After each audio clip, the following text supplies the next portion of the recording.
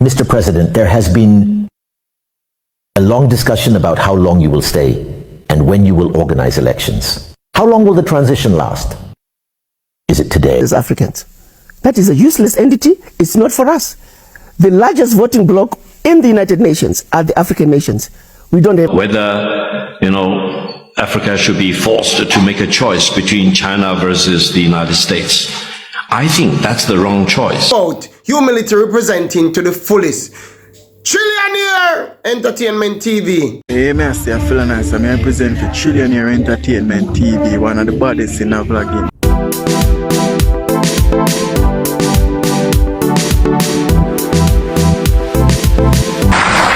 I sold this donut. My comrades mocked me because it was women's work. I did it. It didn't stop me from being first in my class. It didn't stop me from being who I am. Help your parents. Help them with their tasks. And especially during these holiday moments, learn to work. Learn to do something with your 10 fingers. It will help you. In your schools, the environment must be clean. Your classrooms and the surroundings around you. Make sure to always stay clean. Plant as many trees as you can, and your teachers will help you learn the basics of agricultural production, particularly in gardening. Awaken in you this Burkina Bay spirit, awaken in you this love for the homeland. You can and you must encourage all your peers to be very good citizens out of solidarity, and I count on you to be the driving force that will lead your peers towards excellence. And as for you, sponsors and members of the government, our country has long been in a very complicated system. Most of you who are young like me, we were born into this system. But that's not what can allow Burkina to thrive. Because in this situation, there are only two cases. Either we accept to fight, or we remain slaves forever. I told you once, there are those who are slaves in their minds. They can only serve their master. You are the first patriots. You have decided to defend the homeland. There is nothing better than that. Those who want to support you, let them support you. Those who want to discourage you through writings, you must close your ears. There are countries where people are forcibly taken, killed. You live or you die. Others, even while trying to flee, end up dying. They don't talk about human rights because these people see us as subhumans. They see us as slaves. That's how it is in their minds. They have never changed their mindset, but it's up to us to show them that we are not slaves and we will never accept this state of affairs. We no longer do things to please someone else. We do it for our homeland. And you are committed to that. Defend your homeland. Do not listen to those individuals. They should not affect your morale. In the history of the world, there have been wars. And during the Second World War, people organized themselves to defend all over the place. But there is a country that could not defend itself, which had to come and take our ancestors to go defend them. And today that same country wants to give us lessons. The pot calling the kettle black. No. You are the descendants of those same ancestors who went to defend others, who liberated the world from Nazism. Today you are fighting for your lands. These same individuals dare to create terms to tarnish you. We oppose this. We will never agree. Continue to defend your lands. It is your wealth that interests these people. It's our gold, it's our minerals that interest them. Otherwise, why come and drive out entire villages to seize our lands? So we will fight and we will reclaim our lands, our wealth. It belongs to us. It's for us. It will benefit us and our children. Mr. President, there has been a long discussion about how long you will stay and when you will organize elections. How long will the transition last? Is it today? Do you have an answer to this, or do you think it is not a priority? For you, how long will Captain Ibrahim Traoré be in charge before organizing elections to step down? I was going to ask you a question in return before answering you. I'm not here to answer questions. Sir, it's a debate. It's nice. If today, in 6 months, we decided to abandon the people, you, as a very objective man, aware of our situation, what would you say? What would your comment be? Honestly, I prefer to stick to that, even though you know my true thoughts. All right. Since we've been here, we haven't taken a single day off. The whole exec... When you say that, politicians say, this is our job, since there are those who do it. They do their job. We want to return to democracy. We want to go back to parliament with people who are elected. We want to let the people speak. Are we staying like this or setting up a new model? They learned here. We don't want them learning elsewhere and applying it here. To put them on the right track, they learned their profession. This profession is... We don't want people to learn this profession elsewhere and come apply it here. We want to create a model. Because the way things are done here is in fact not the right way. For you, sir, President, there's no question of talking about organization, about elections and transition. Yes, we're going to organize the local elections right now. So we need to reset everything. No. Aside from the system that's in place which needs to be reviewed, the elections, they concern all of Burkina Faso. Do you think they are ready today to go to Soleil, to Falangonto, to campaign like... But they are Burkina-based. They must definitely vote. First, we need to get the wire through. There needs to be a minimum level of security so that if there's a campaign, people can go everywhere in Burkina, explain their ideas to the Burkinabe people, and the people will choose, because it's no longer about distributing goods. There will be reforms on the electoral code. It's over, that's it. If you get caught up in this, you will be disqualified. Well, I'm not going to get ahead of Iran in the water, but I can tell you that there are reforms coming. This way of doing things, of buying people's consciences, is over. Our mission is to awaken people's consciousness so that they never accept this again. If you think you can govern the country, you need to explain your political program. What are you going to do? And maybe after a while, the people will evaluate whether you should continue your term or not. In short, we won't say everything, but there will be reforms in the electoral system. And to participate in the elections, all Burkinabés must vote. Can offer scholarships to our students to study here. And thirdly, how can the universities here be replicated in Burkina Faso, especially the one I visited? And also there are many other universities in the field of science. How can we replicate them in Burkina Faso with all the necessary laboratories required to provide practical training for our youth so that we can truly be at the heart of our own development? So this is the main request we currently have in the context we are living in. To be able to transform everything we have locally, to produce many things ourselves, and for Burkina Faso to become a hub where many young Africans can come and also learn science. Because here in Russia, you have eminent scientists, and there have been many scholars whose works we continue to study. I think it is a haven where we can all draw on science to develop ourselves. The other thing is, especially in the military field, we have many projects with... Why are we still going to the United Nations as Africans? That is a useless entity. It's not for us. The largest voting bloc in the United Nations are the African nations. We don't have a seat on the table. Why do we go there? We go to the United Nations to vote on their issues. They pay African countries, vote with us on this issue, vote with us on this issue. We have no business going to the United Nations, period. We need to tell Secretary Guterres, thank you very much, but we're no longer going to attend United Nations. It's not our entity. Until we have true representation there. Goodbye. Right. I mean, it's true. Sure. With every engagement with the West. Right. For example, Zimbabwe and many other African countries, the remains of our ancestors who they murdered are still sitting in jars in their countries. Why are we going to engage them? Right. We want those remains returned with repercussions. Right. Until that's happened, everybody from your country, out. If you were former Portuguese colony, all Portuguese, get out of my country. I love it remember when there was this rift between President Mugabe and Prime Minister Tony Blair. And Blair was like, we're coming to take all the British out of Zimbabwe, we're airlifting them.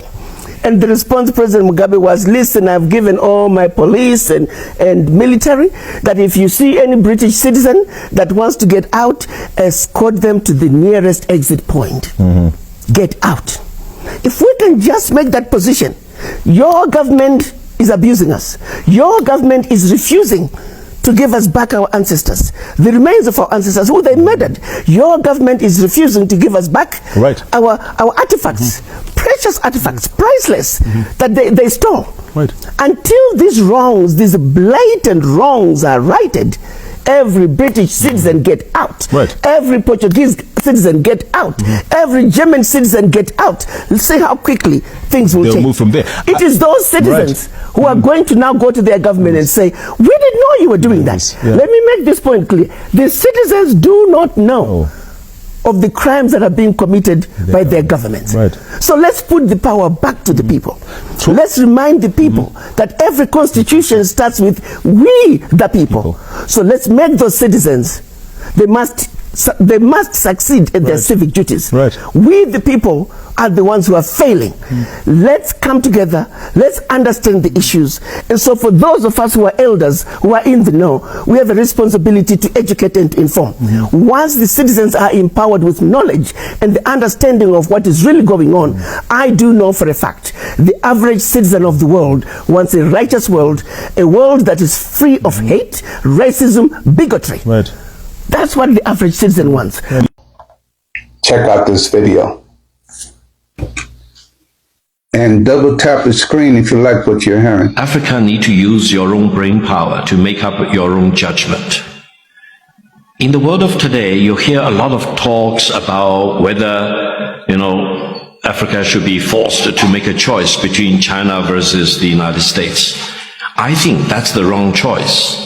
The real choice for Africa, as well as for the rest of mankind, is whether the United States is doing the right thing or is doing the wrong thing, or whether China is doing the right thing or doing the wrong thing. If the United States is doing the right thing, work with the United States.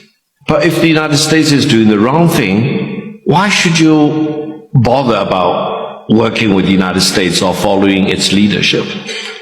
Similarly, if China is doing the right thing, why don't you want to work with China? And, God forbid, if China is doing the wrong thing, why should you work with China? That means African countries, people in Africa, need to use your own brain power to make a decision first, whether this country or that country is doing the right thing or the wrong thing. Don't be forced by any other country to make a choice which will not serve your fundamental interest. Now, when I traveled a little bit in Rwanda yesterday, in Kigali, let me tell you my real observation. I think Kigali is in better shape today compared with China back in 1978, when China started to reform and opening to the outside world, attracting FDI into China. The philosophical point I want to emphasize is that if China can do this in 46 years, Rwanda and Africa can do it in the coming 4 decades or so. Have faith in yourself. Keep faith in yourself. China is a success story which can be repeated by the great people here in Rwanda and the great people here in Africa. Now, another piece of advice. What is the foundation upon which security should be based, not only for Rwanda but for Africa? Security never exists in a vacuum. Security should be based on several things, which are the pillars. One is maintain stability at home. The other one is keep peace with your neighbors. And the third one, as Deng Xiaoping, for whom I had the great honor to work with before, development is the hard. Can you talk about why we care about what's happening in Africa right now? Why are we spending the money we're spending there? For access and influence. I say that a number of countries are at the tipping point of actually being captured by the Russian Federation. as they are spreading some of their false narratives across Libya. And from a strategic answer piece, access influence across the whole Maghreb, that is NATO's southern flank. We need to be able to maintain access and influence across the Maghreb from Morocco all the way to Libya. The PRC and Russia are also remaining exploitative where possible and coercive when necessary. They want that ground. They want power projection capabilities. So for the most part, the rest of the continent is also for mining concessions, whether it be gold or rare earth minerals. Both of them have a long-range plan. But I think at the accelerated pace, Russian Federation is really trying to take over Central Africa as well as the Sahel. What just happened in Burkina Faso this morning has left the entire world stunned. President Ibrahim Traoré has done the impossible again. In just one day, Burkina Faso extracted oil worth $1.1 billion thanks to new advanced technology and high-speed drilling machines deployed deep within the country's newly discovered oil fields. Yes, you heard that right. $1.1 billion in oil in just 24 hours. Reports say that Burkina Faso's oil output has now surpassed even Saudi Arabia's daily production. The entire Arab world and the West are shocked. No one, absolutely no one, expected an African nation to rise this fast. And yet, under Traoré's bold leadership, Burkina Faso is proving that Africa has everything it needs: resources, vision, and power.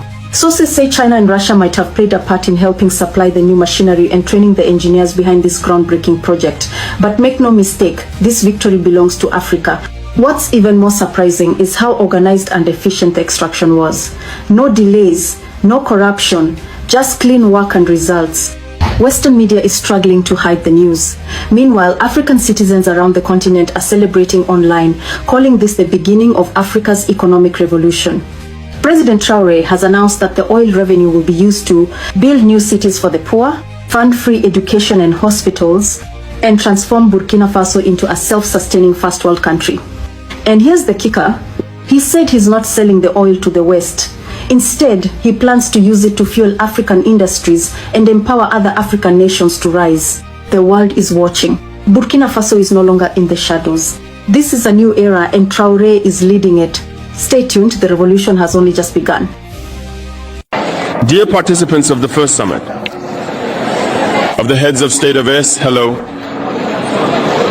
It is a great pleasure and an honor to meet here today, a blessed date here in Niamey.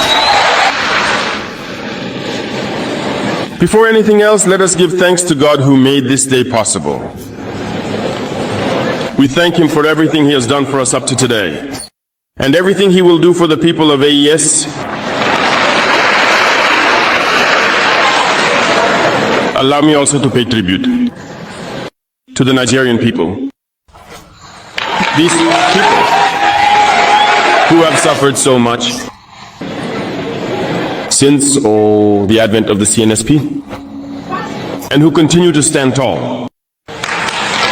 Thank you to the Nigerians who gave us a warm welcome yesterday when we set foot on our homeland here.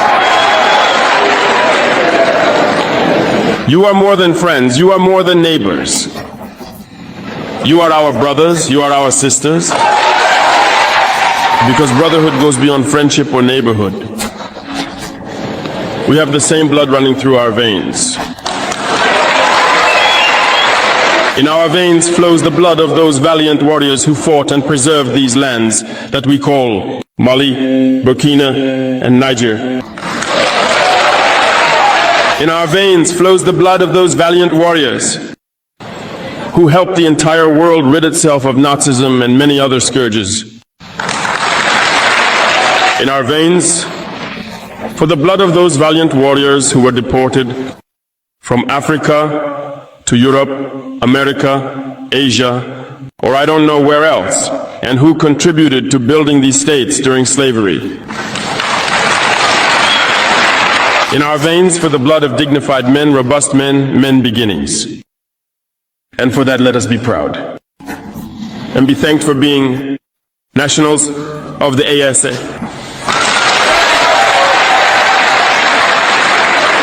Africa, this continent that has suffered so much and continues to suffer because of the imperialists. These imperialists have only one cliché in mind. Africa is the empire of slaves. That's how they see Africa. To them, Africans belong to them. Our lands belong to them. Our subsoils belong to them. They have never been able to change their mindset until today. Deplorable. But how do they proceed?